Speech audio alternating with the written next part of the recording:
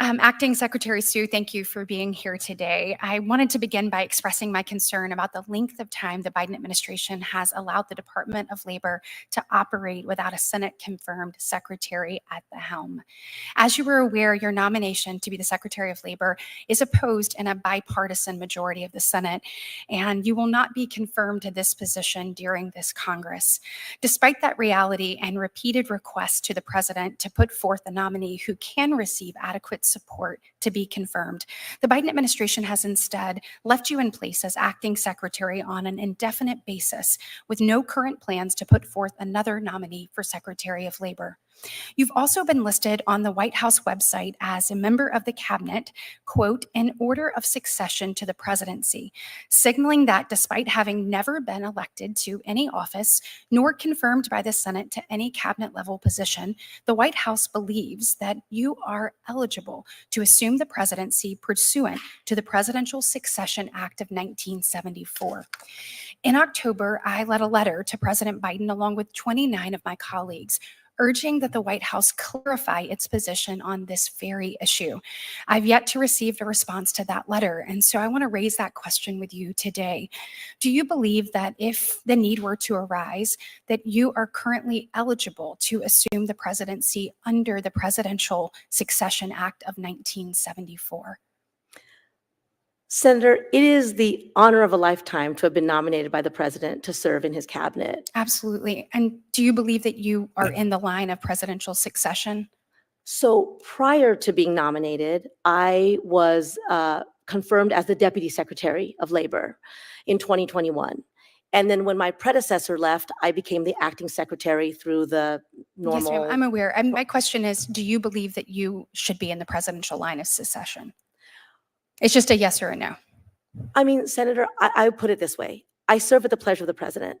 I appreciate his confidence in me. We've spent some time here today talking about the work of the department and the important ways that we are. Yes, ma'am, this is my question is specifically about the presidential line of succession. Do you believe, yes or no, that you should be in that, having not been confirmed to this position by the United States Senate? So just yes, you believe you should be able to succeed in the presidential line of succession if that were ever to happen, or no, you believe you are not actually in that line of succession? Can I say two things about that, Senator? The first is that well, the question of I actually have a lot of questions I want to get to on this, but I thought that would be a really easy yes or no, and to me it's no. You haven't been confirmed, and therefore should not be in the line of succession. I mean, this is a big deal, and I think that's a simple answer, and unfortunately I didn't get that from you. Like many other of my colleagues, I've been very concerned about a number of rules that have been issued by the Department of Labor during your tenure, starting with the new overtime rule, and I know we've discussed that a bit today. The new rule increases the minimum salary threshold for the executive, administrative, or professional overtime exemption by 65% from the 2019 rule, and increases the minimum salary threshold for a highly compensated employee overtime exemption by 41% from the 2019 rule. I've heard from numerous stakeholders in Alabama about the huge detrimental impact that this rule will have on them. As an example, many of Alabama's small colleges and universities, which include HBCUs. We have more HBCUs in Alabama than any other place in the nation. And as I hear from them about dealing with this, it is going to have significant ramifications.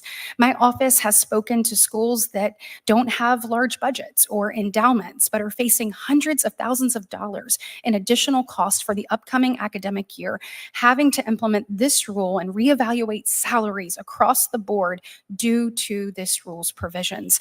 At the same time, those schools are unable to lock down their incoming freshman classes or fully make informed decisions and budgetary choices about the upcoming academic year.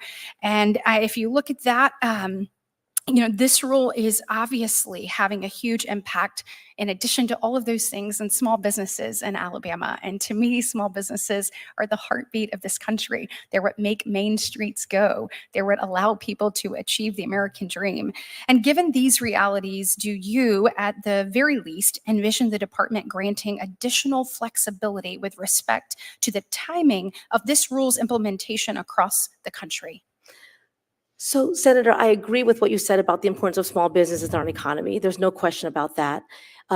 And we engage with small businesses in all of our rulemaking, but also in our overtime rule. In terms of the timing, actually, And they're supportive of that?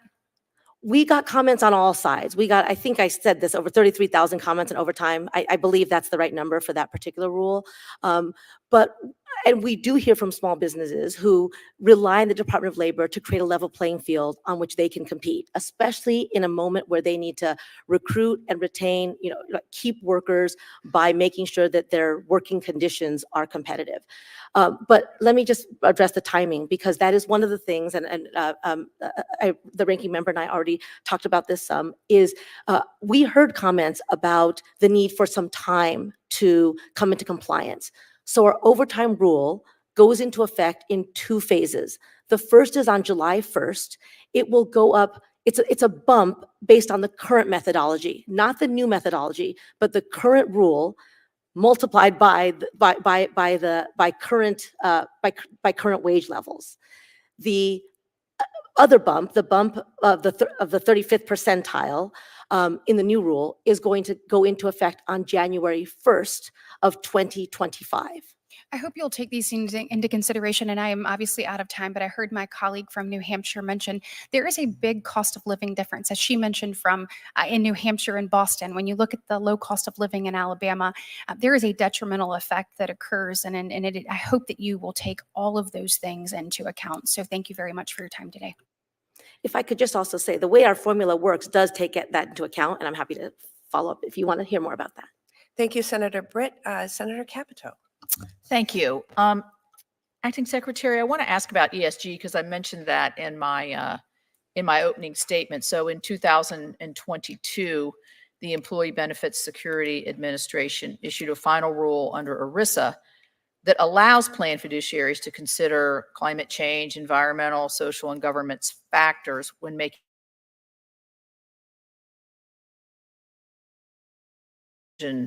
forward. And was that a requirement from the president to have an all throughout every department consideration of climate change? Because as we look at, say, the Social Security Trust Fund, which a lot of people are going to be relying on for retirement, and also their retirement plans, in my view, the best way to keep our retirees as they move into their senior years in the best possible position is to have the maximum financial benefit accrue to their plans, regardless of, I could see if things were illegal, but if you're talking about a natural gas company or a coal company or somebody else who's really maximizing profits, this rule would, if that fiduciary takes this under consideration, would eliminate that as a possibility.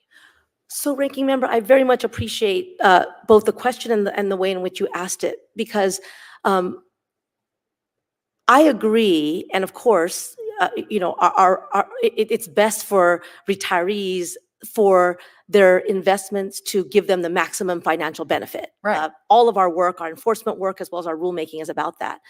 This particular rule is consistent with that in that it does not mandate, but it does allow an investor to take into account ESG factors, especially because, and I was just in a meeting about this with many investors who actually make these decisions, sometimes when those factors, labor principles, right, environmental, valuing environmental outcomes, those factors actually make an investment more profitable.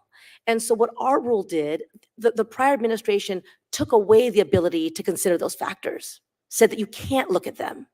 Our rule restores the ability for someone who's making those decisions to look at all of the factors that will help them to decide what is going to be best for the actual retiree. In my opinion, this really politicizes a really important part of our financial fabric in this country. And I think that the pressures, you didn't answer the question as to whether the pressure to move forward with this rule came from the White House or from the financial institutions. Are you aware that there are a lot of ESG funds that have actually shuttered, closed down because they're not generating the profits that they need. So who made the decision to move forward on this? Was this a decision you made, or the former head of labor, or was it made in the White House? Well, so Ranking Member, if I could just say again, just Well, to just respond to answer that. the politicization occurred in the prior administration when it said you cannot consider them. The point about being able to consider all factors is something that we heard from those people, financial advisors, those making those decisions, that they wanted to be able to consider all factors, but because of the prior administration's rule, they were afraid to do that, even when it would be in the best interest of the accounts, in which it would agree to, in which it would result in the maximum investment return. So our rule was really about more flexibility in terms of who made the decision. Again, we went through the process for rulemaking that we always go through. We are thoughtful, we are judicious, we take comments, we listen to them, we respond to them, and then we produce something that we that we believe is in the best interests of, in this case, not just the account holders, but also those who asked for more flexibility in their decision making. Thank you. Thank you. Senator Manchin. Thank you, Madam Chairman. Thank you, Secretary, for being here. Recently, the President vetoed a bipartisan congressional resolution overturning the National Labor Relations Board NLRB rule, redefining who is a joint employer. The rule from NLRB will put the franchise model at risk, and I think you know how I feel about this. Small businesses are the heart of the economy in our communities, especially in our little state of West Virginia, which we love dearly, where more than 98% of our businesses are small businesses. 1 out of every 3 franchise owners say they wouldn't own a small business without the franchise business model. That's a tremendous 1 in 3, 33%. The last time NLRB tried this study, a study found that the policy led to 376,000 fewer jobs and $33 billion in lost output across the economy. Well, a federal judge has currently blocked this rule from taking effect. I'm concerned what will happen if it does take effect. So my question would be, there continues to be bipartisan concern with what the NLRB is proposing. What does your department plan to do to curb the job and economic output loss we experienced the last time, if this would go into effect? And are you all still pushing it for it to be effective? So, Senator, it's nice to see you. I know everybody knows, but I will say this: the NLRB is a separate entity from the Department of Labor.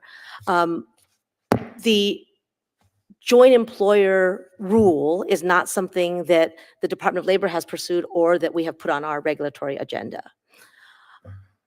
I will say one of the things— We tried to get rid of it, but the president he vetoed us.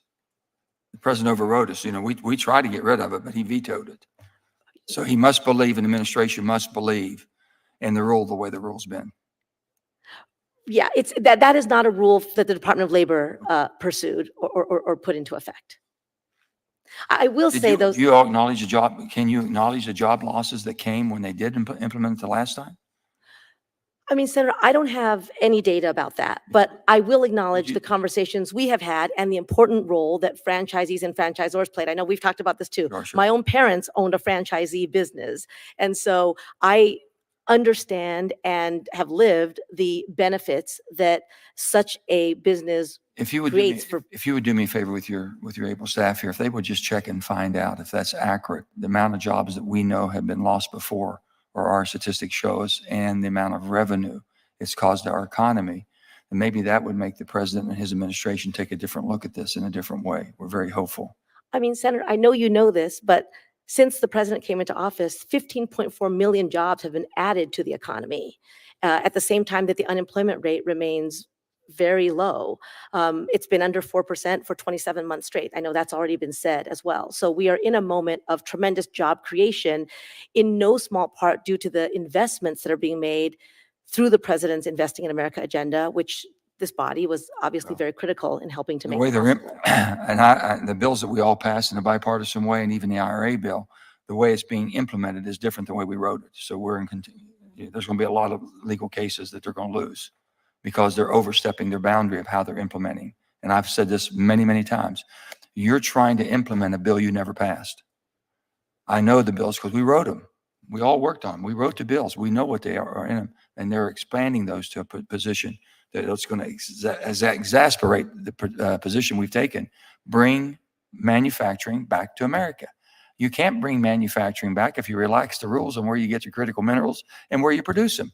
And if you allow China to keep doing, all you're doing is promoting China's dominance in the market. My final question was this.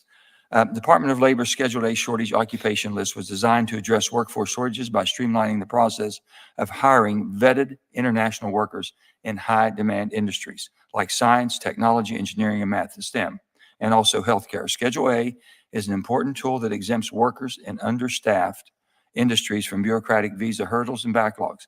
Despite having the authority to revise the Schedule A list, the department has not updated it to include more than 2 specific occupations, professional nurses and physical therapists since 2005. While the department has not updated the list in over 20 years, I was pleased to see the request for information, RFI, on how the Schedule A occupation list could be modernized to include STEM occupations for which there is a demonstrated labor shortage. So what is the department's timeline to provide an updated on Schedule A list? I'm glad you are taking it serious. Yes, so that's what I was going to say. We did do an RFI on this to figure out exactly what we needed to do, and I can certainly get back to you more with the timeline. I thought, Senator, you were going to ask me about a rule that you had wanted to get done that we did get over the finish line, which is I was in Uniontown, Pennsylvania recently to announce our silica rule, which is going to save thousands of lives and prevent thousands of injuries Let me for mine thank you for workers, that. but we didn't get to I'm talk so about sorry. it. I want to thank you for that because it did help. Thank you. Thank you. I'm you. sorry. Thank you, Senator Manchin. So that will end our hearing. I would like my second round. Senator Kennedy, you are recognized. Thank you, Madam Chair. Again, Madam Acting Secretary, thank you for being here. I'm a little confused by some of your answers, but I think we've made some progress. I think we've established, number one, that many supervisors and some members of the senior leadership at the FDIC are pigs.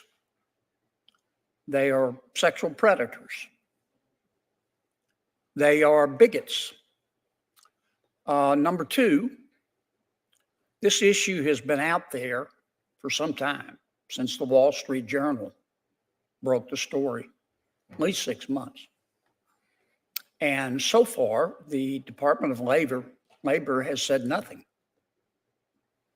Zero. Zilch.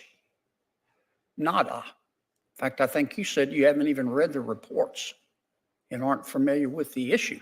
Maybe I'm overstating it. If I am, correct me.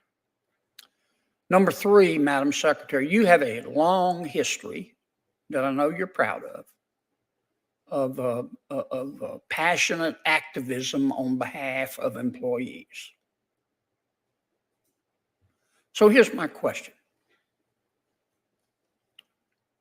Are you or are you not going to use your legal authority and moral authority to open an investigation of the FDIC and help those young women over there and help those young people of color over there?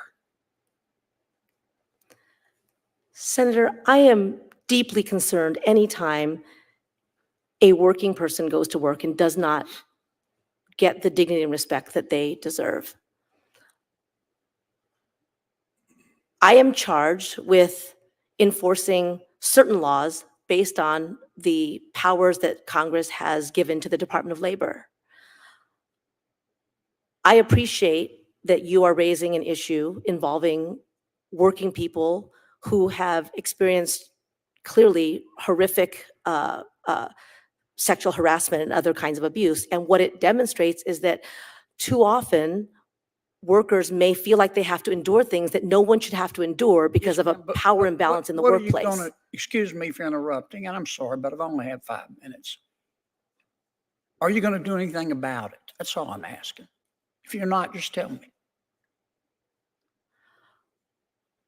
I mean, I answered the question about what, there's an agency in the federal government who presumably if the complaint has been made. You're not going to do anything about it? We'll be investigating it. But you're not going to take any, in light of, I mean, this is gut check time for you, Madam Acting Secretary. You either believe in protecting workers or you don't. I can't believe you would just, we can debate how many lawyers can dance on the head of a pin, but you certainly have legal and moral authority to investigate labor violations. I mean, I'm honestly surprised. I thought you would pounce on this like a ninja. I thought you'd say, Like a what? Like a ninja. Pounce on it That's what I like a thought you said. ninja. I've heard that expression in movies before.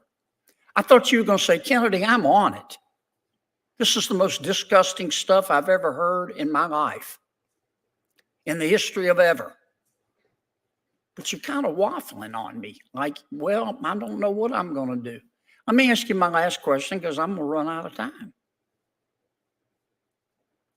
Are you or are you not going to call for Martin Gruenberg, who runs the FDIC and has been there since God was a corporal, and the senior leadership over there to resign? So, Senator, I do care about working people. That is why I am here Here's with a a budget chance to request show of it, Madam $13.9 Acting billion for the Department of Labor to do what we do, to combat wage theft, to stop child labor, to make sure every worker goes home healthy and safe at the end of the day, to expand apprenticeship programs. In fact, we have a youth apprenticeship week that's happening right now, the first time ever, because young people should see themselves in the opportunities that are being built right now.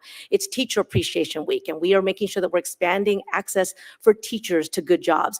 We are hard at work to deliver for the workers of America within the job that the Department of Labor is supposed to do, enforcing mental health parity, making sure that workers who save their whole life for retirement actually have the benefits that they have saved for. Those are all within our budget requests because those are all within the work of the department. You're flip-flopping Thank you. like a banked cat. Thank you, Senator Kennedy. Are you not going to answer my question? I mean, are you going to call for him to resign or not? Thank you, Senator Kennedy.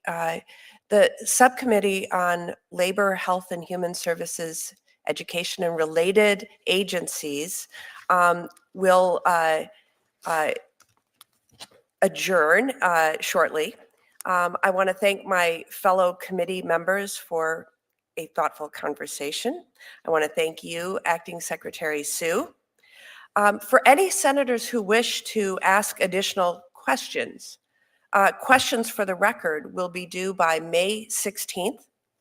The hearing record will also remain open until then for members who wish to submit additional materials for the record. And now the subcommittee will stand in recess.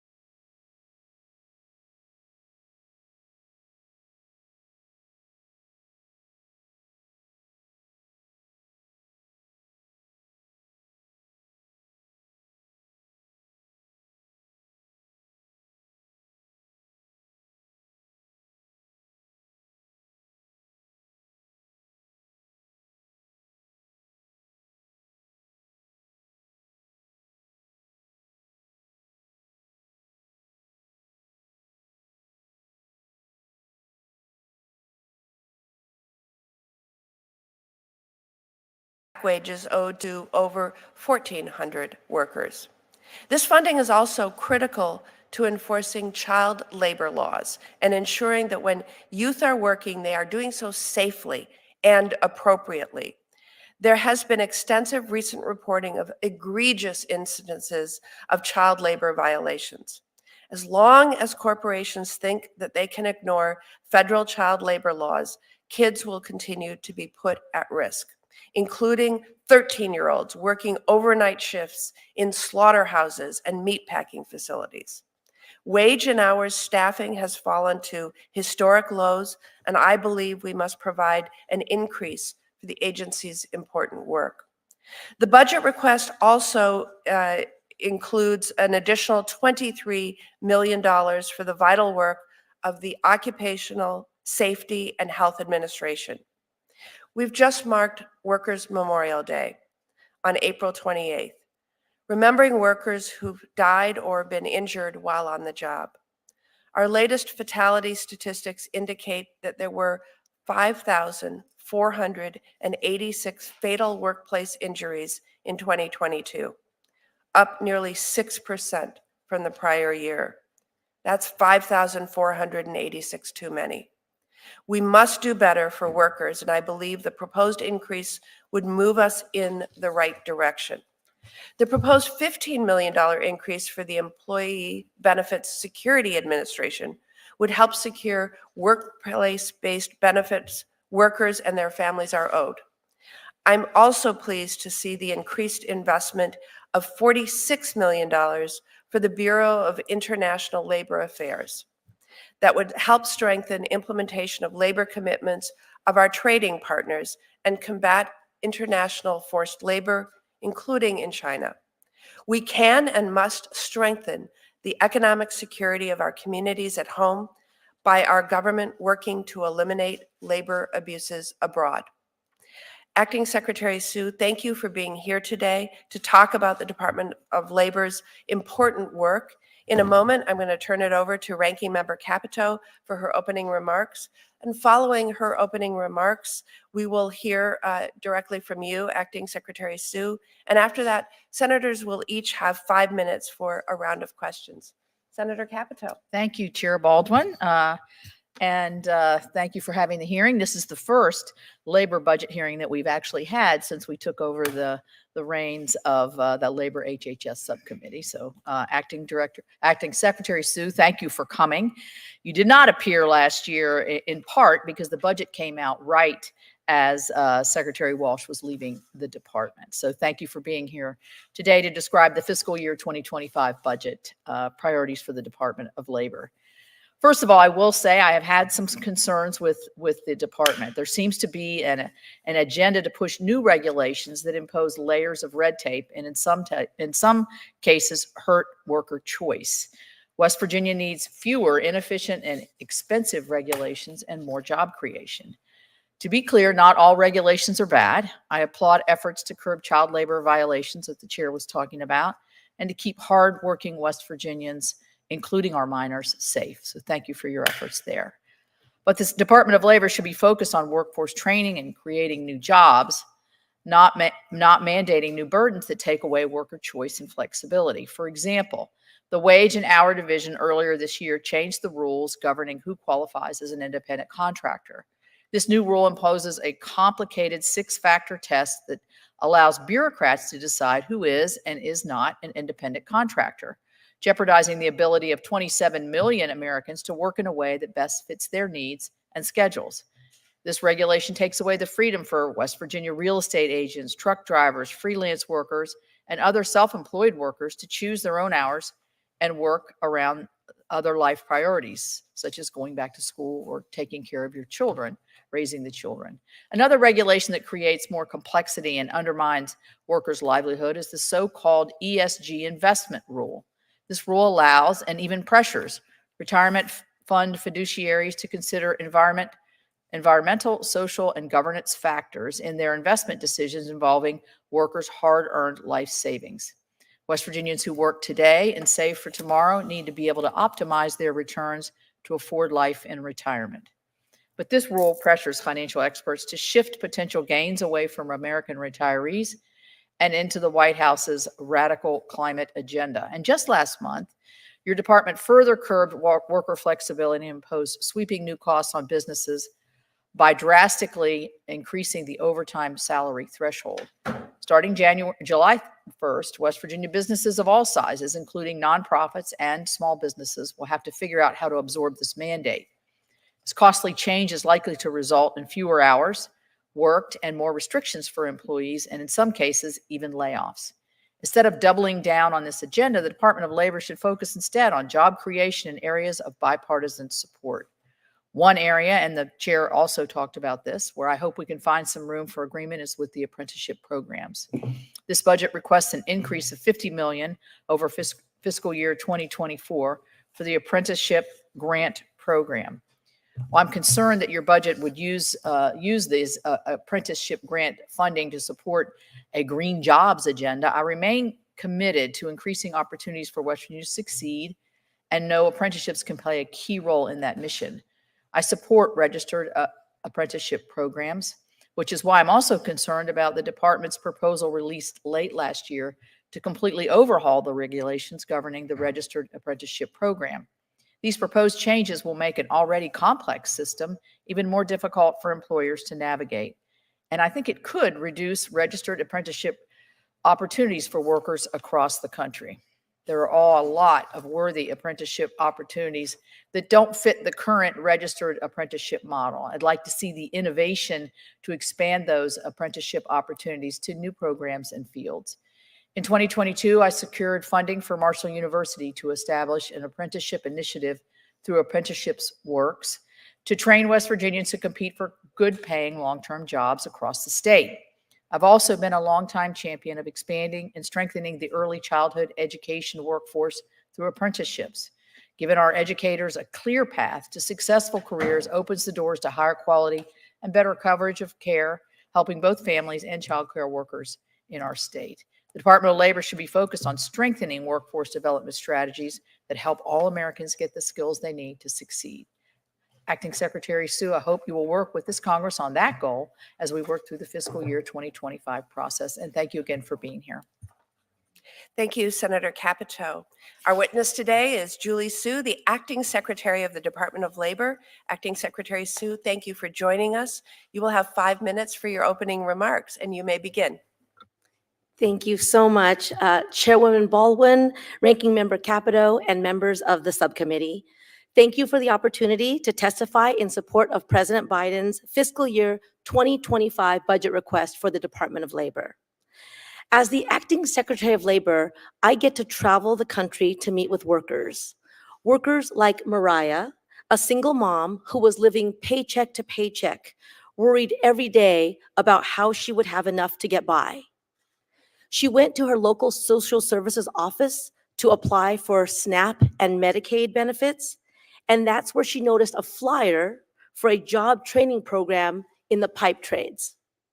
Today, Mariah is in a good union job, and she has quadrupled her income. What struck me about Mariah was not just how much a good income meant to her. It was the pride she felt in putting in a hard day's work and getting rewarded for it, and the pride she saw in her children's eyes. It's undeniable. Good jobs change lives. This $13.9 billion request will help more people like Mariah get good jobs that can support families, lift up communities, and bring the dignity and pride that are core to the American dream. I want to frame our request under 2 priority areas. First, pathways to good jobs for all of America's workers. I've met with thousands of workers like Mariah who are in programs that work, programs that exist because we've invested in them. That's why we're requesting investments to develop and expand proven models, as Chairwoman Baldwin said, to connect workers to the good jobs they want and need, and employers to the workers that they want and need. For example, we're requesting $8 billion for the Career Training Fund. That investment would help as many as 750,000 people who do not see four-year college as their path enroll in evidence-based, high-quality training programs for actual jobs in their communities. Workers who complete high-quality programs don't end up with a job search. They end up with a good job. We also seek $335 million for apprenticeship programs. Registered apprenticeships provide training for the actual skills that employers need. They allow workers to earn while they learn, and they increase job pathways for underrepresented groups, including women, people of color, veterans, and individuals with disabilities. When I talk to business owners, many tell me that their top concern is recruiting and retaining workers. Well, the investments in our budget request are how Congress and the Department of Labor can tap into the talents and skills of all of America's workers and make sure that the supply of skilled workers meets the demand right now and well into the future. The second priority I'd like to highlight is the Department of Labor's mission to protect workers, including and especially those most vulnerable to exploitation. Too often, employers who hire 13-year-olds to work in hazardous conditions, fail to pay workers overtime for 60-hour work weeks, or who put workers at risk of losing their limbs or even their lives on the job, do it because they believe they'll get away with it, that no one will stop them, that they can operate in blatant disregard of the laws that Congress has passed. Not on our watch. That's why we're requesting modest but important increases for the department's worker protection agencies. Because we can't do this vital work without dedicated public servants, the wage and hour investigators who combat child labor, the team that ensures workplaces are free from safety hazards, the benefits advisors who answer the phone when panicked patients have been denied coverage for mental health services by their health insurance company. We're asking for $7.5 million for additional staff to combat wage theft and child labor, an additional $23 million to investigate high-hazard workplaces, protect whistleblowers, and give employers compliance assistance, and an additional $10.7 million for my solicitor's office, which has been essentially flat-funded for more than a decade. The President's request would also help us advance worker rights and promote a level playing field internationally for U.S. workers and businesses. And it would better support implementation of Congress's Secure 2.0 Act, the Mental Health Parity and Addiction Equity Act, and the No Surprises Act. Because when Congress passes laws, we should make them real. In all, this budget request will help make sure that workers can come home safe and healthy at the end of the workday and get high-quality jobs with the power to truly change lives. Again, I thank the subcommittee, and I look forward to your questions. Thank you, Acting Secretary Sue. We will now begin a round of 5-minute questions, starting with myself and then Senator Capito. Acting Secretary Sue, I am deeply troubled by CNH Industrial's recent decision to lay off over 200 workers at a facility in Racine, Wisconsin, and move production to Mexico.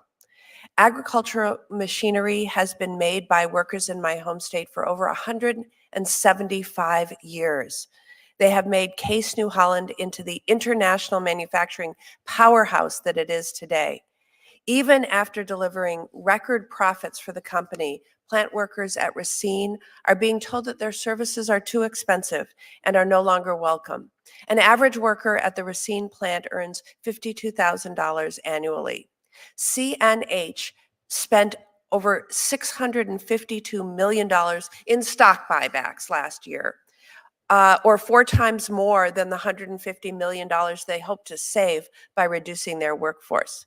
Moving production to Mexico would not only be a slap in the face to the workers who have given so much, but it would destroy the institutional knowledge that the plant's workforce has developed over decades of building agricultural equipment. American workers are the best in the world, yet they face unfair disadvantages when it comes to competing against low-road employers in other countries, engaging in a race to the bottom and exploiting workers. So can you start by expanding on how the budget would promote a fair global playing field and protect workers' paychecks here at home by advancing workers' rights abroad? Chairwoman Baldwin, thank you so much. And thank you also for your opening comments about the President's announcement yesterday in Racine, which demonstrates that the race to the bottom is not the only option. We can, with the right investments, create a race to the top in which America's workers benefit, America's businesses benefit, and our economy and our country are stronger. To your question, one of our agencies is ILAB, the International Labor Affairs Bureau. And the premise behind ILAB is the idea that the interests and welfare of working people in other countries is intricately tied to the welfare of workers in the United States. too often, I also hear what you've just suggested, which is companies saying that if we demand that workers do well in this country, we're going to take our work to another country in which there are even more vulnerable workers. And the work of iLab is intended to create a more level playing field.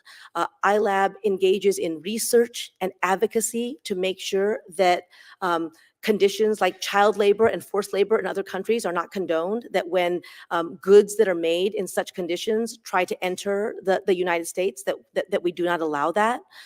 We have also been very engaged in helping to monitor and assist the country of Mexico in implementation of the United States-Mexico-Canada agreement that would help make sure that workers in Mexico also have their fair and free choice to join a union and to protect their working conditions. Again, so that we really end the race to the bottom, as you mentioned. Thank you for that answer. While we appreciate this important work to level the global playing field and discourage companies from moving jobs out of the United States in the first place, we also recognize the critical needs of these workers who are faced with losing their jobs unless CNH decides to reverse course. So I'd like to follow up on the WARN Act. This is an important law that, if followed, can help communities plan to provide services to workers affected by mass layoffs. Unfortunately, as in the case with CNH, not every company complies with WARN, and Department of Labor's authority to enforce the law needs to be strengthened. Will you work with me to explore how Congress can strengthen the WARN Act this Congress? Yes, absolutely, Senator. Thank you.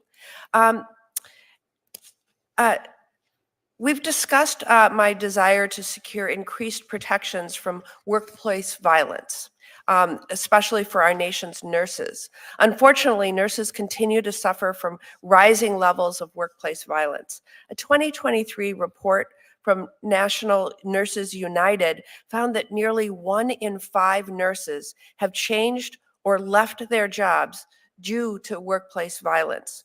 With Wisconsin facing a projected shortage of 20,000 nurses by the year 2040, we must do all that we can to protect, retain, and strengthen the nursing workforce.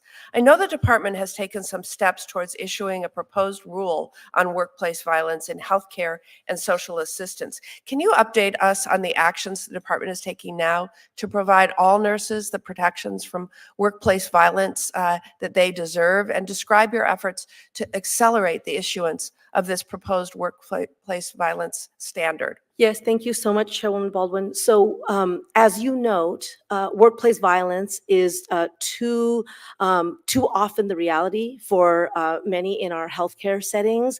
I recently made a trip where I met in a community in which there was a home healthcare nurse who had been killed on the job. And I also meet with nurses, including those in nursing programs, who are passionate and want to do the job, but recognize that violence is a reality that they should face and that they have to face, and that should simply not be the case. This also points to something that we believe really deeply at the Department of Labor, which is that sometimes labor shortages or people not staying in jobs that they're trained for and want to do is a result of job quality issues, and we need to make sure that every job is a good job. So our efforts include creating a workplace standard that would help to reduce and hopefully eliminate the incidence of workplace violence when it comes to healthcare workers. We have gone through the initial, the small business review process, which is always something that our OSHA rules require, and we are doing everything we can to issue a notice rule as soon as we can. Thank you. Senator Capito. Thank you. Acting Director Sue, I wanted to ask about two of the rules that I brought up in my opening statement. The overtime rule, I'd like to start with that. You finalized that regulation just 2 weeks ago, the new level of 59,000. And let me ask you a technical question here really quickly, because I was talking to somebody who called me about this, who's going to be deeply affected. That 59,000 goes up, right, to another figure shortly. Is that correct? So thank you very much. And actually, if I could just say one thing, Ranking Member, I know you mentioned some of the workforce investments in West Virginia. We also have a Strengthening Community Colleges grant for West Virginia University Parkersburg, which is about nursing. So it kind of connects the Right. 2 points. So thank you for the question about overtime. Basically, what will happen is in July, there will be, using the current methodology, a bump up in the overtime to Right, from 35 to 14,888. 59, 65% increase. The new methodology will not kick in until January 1 of next year. And that's Um, projected to be 75,000, is that correct? No, that's the 58,565. That's the 58,000. So this is an example of how when we get comments, we really pay attention to them. And so in several of our rules, we're giving employers some ramp up time in order to comply. So the So- July 1st ramp is using the current methodology, not the new methodology. It's a smaller bump. And the bump to the $58,000 based on the 35th percentile methodology is going to affect on January 1 of the fall of So we've gotten a lot of comments for this because, as I mentioned, threatening to reduce worker flexibility with little or no effect of what actually employees are going to take home. It threatens, we're hearing from nonprofits and colleges and universities who are concerned that they may have to raise tuition, curb flexibilities, career development opportunities. I mean, how do you justify a 65% increase in this when it was just increased, I guess, 4 years ago under the Trump administration? Is that correct? So, Ranking Member Capito, one of the fundamental jobs of the Department of Labor is to make sure that we are protecting and looking out for the well-being of workers. Because the overtime threshold has been eroded over time, there were too many workers who basically were working over 40 hours a week and not being compensated for it. And some of this was happening through things like, giving people titles of managers or supervisors when they were actually doing basic frontline work. Our effort in raising the overtime threshold was to make sure that the overtime law in the Fair Labor Standards Act remains meaningful. So I would have to say, did you get a lot of pushback on this when you had your comments, when you put your first rule out? You had to have for a lot of smaller businesses. I don't know how they're going to keep track of all of that. We did. So we engaged. We had several sessions. We did 27 virtual listening sessions around the country that had more than 2,000 participants in 2022. And then we conducted 9 separate listening sessions with small business stakeholders. That it's important for us to engage and to listen.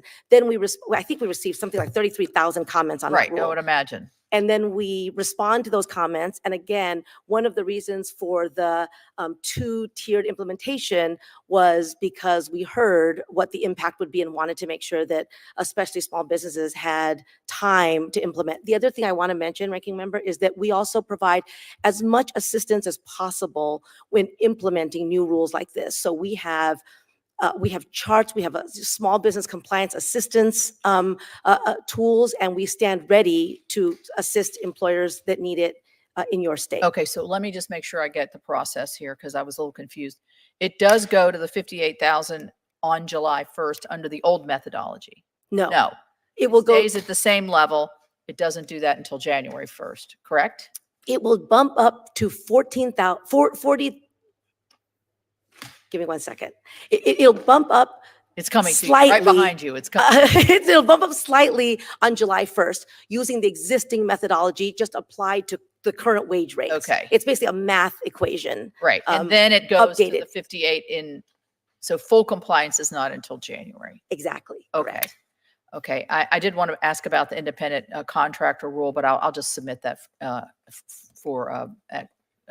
you respond in writing. Thank you.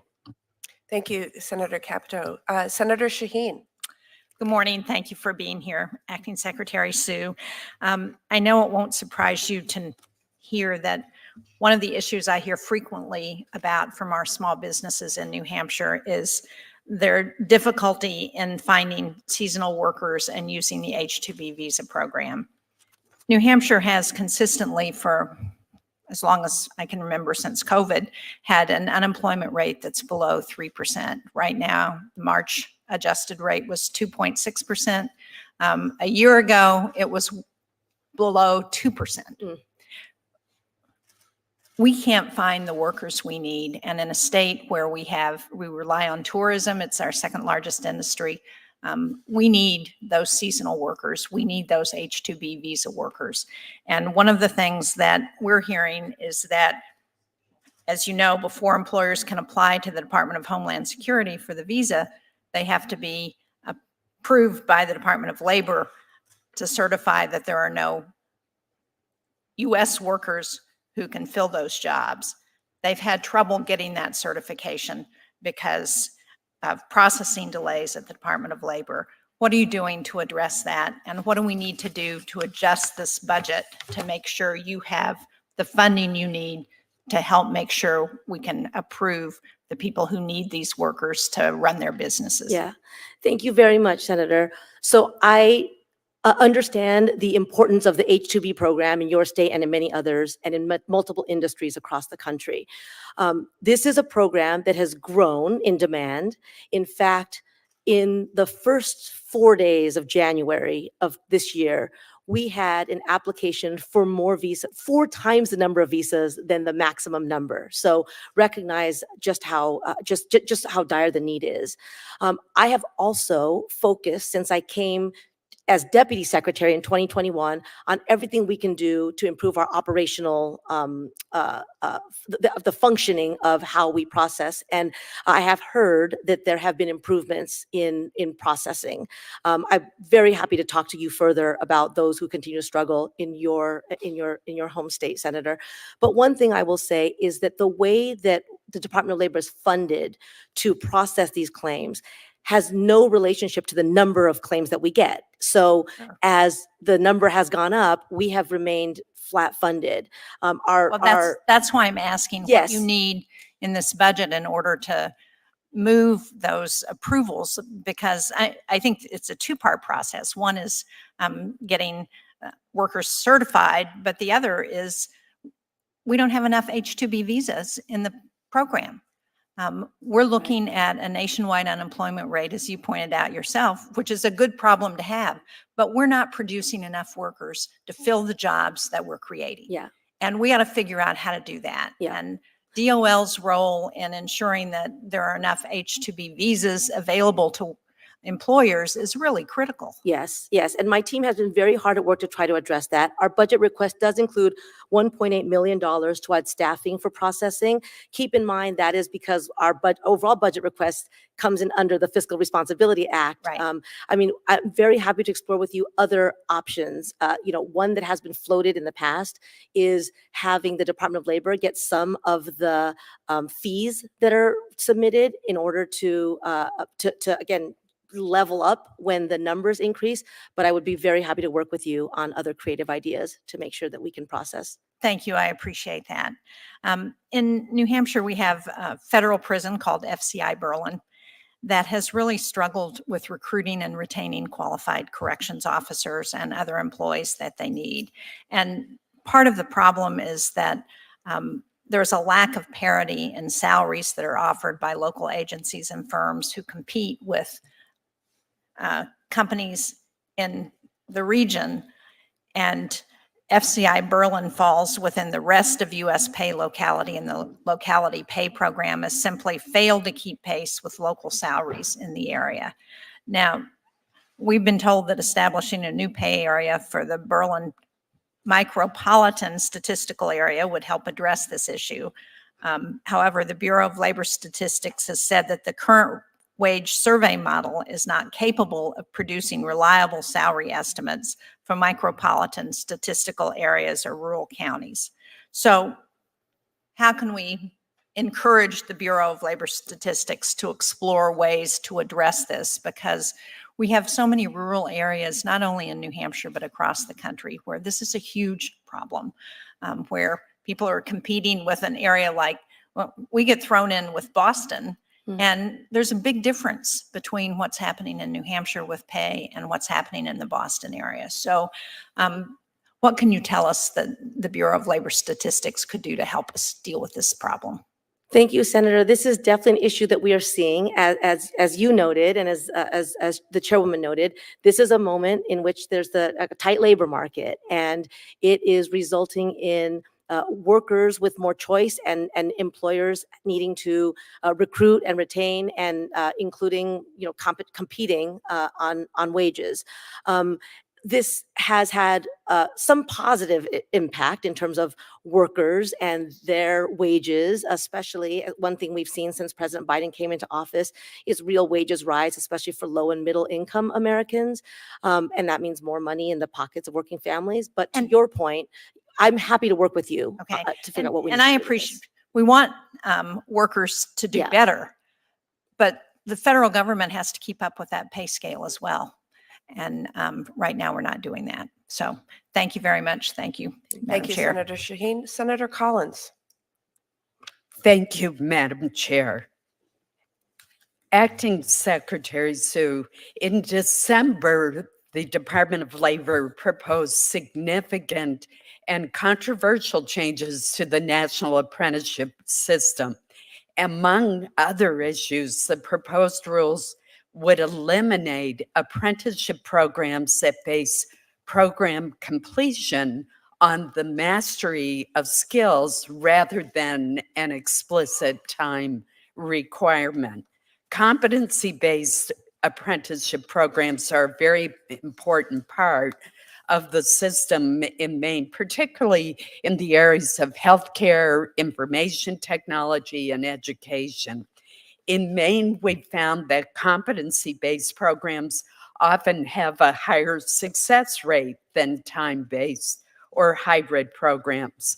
Over the past 4 years, the percentage of apprentices that failed to complete either hybrid or time-based apprenticeship programs was almost double those of competency programs. So I don't understand why the administration made the decision to remove competency-based approaches to apprenticeships. Could you explain what the rationale was? Thank you, full committee ranking member Collins. It's good to see you.